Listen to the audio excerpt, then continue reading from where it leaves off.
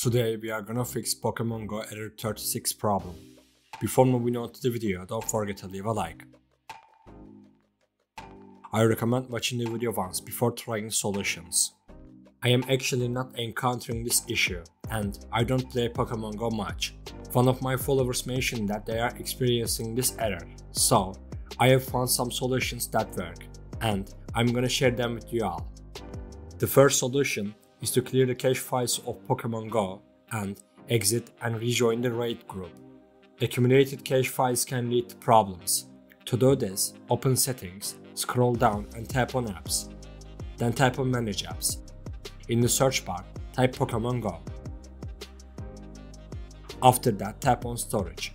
Tap on Clear Data and clear the cache files of Pokemon Go. Leaving the raid group has helped many people on Reddit.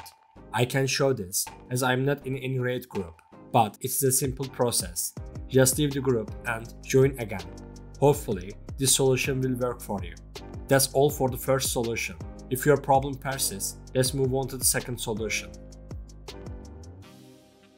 The second solution also comes from Reddit. Clicking quickly on menus may cause problems.